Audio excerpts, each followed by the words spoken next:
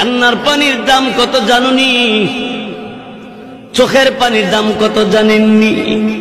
কঠিন কিয়ামতের ময়দানে আল্লাহ নবী জাহান্নামের পারে দাঁড়ায় দাঁড়ায় কাঁদবে আর বলবে, হে আল্লাহ, জাহান্নামের ভিতর আমার উম্মতেরা আছে, উদ্ধার কইরা দাও আল্লাহ, তাদেরকে মাফ কইরা দাও।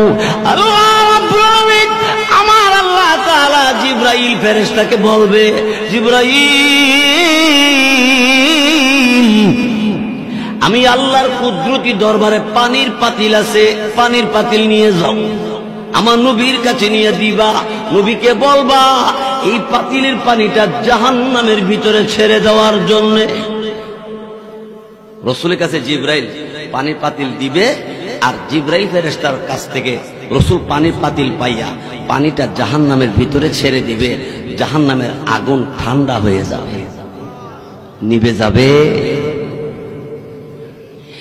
দিলের নবী, আমার আপনার নবী রাহমাতুল লিল আলামিন এমনি ডাক দিয়ে বলবে, জিবরাইল, এত দামি পানি কোন জায়গা থেকে এনেছো?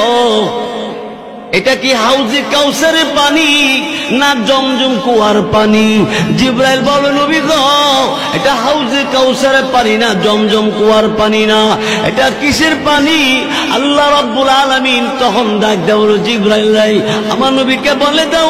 এমনি জিবরাইল ফেরেশতা তখন ডাক দেয়া বলবে, এই আল্লাহ নবী দুনিয়ার জমিনে আল্লাহকে ভয় করে চোখের পানি ছেড়ে, আল্লাহর বান্দা চোখের পানি ছেড়ে ছেড়ে কাঁদছে, এই কান্নার পানিটা আল্লাহ তাআলা জমা রাইখা দিছে। আপনি করিগর গভীর রাইতে তাহাজ্জুদের নামাজে রাত কাটাইলে গভীর রাইতে আর ঘুমায় না, এমন অনেক মানুষ আছে। বহু লোক আছে, অল্প বয়সের আছে, মহিলাদের মধ্যে আছে, পুরুষের মধ্যে আছে। কত মানুষ শেষ রাইতে আর ঘুমায় না, ওযু বানাইয়া তাহাজ্জুদের নামাজে দাঁড়াইলে যারা তাহাজ্জুদের নামাজ পড়ে ভিক্ষুকের মতো দুইটা হাত আল্লাহর দরবার বাড়াইয়া দিয়ে বলে, আল্লাহ,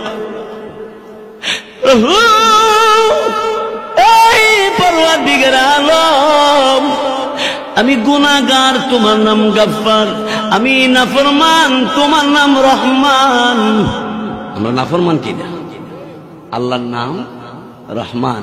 আল্লাহ, তুমি দয়া করে আমি নাফরমানরে তুমি মাফ করে দাও।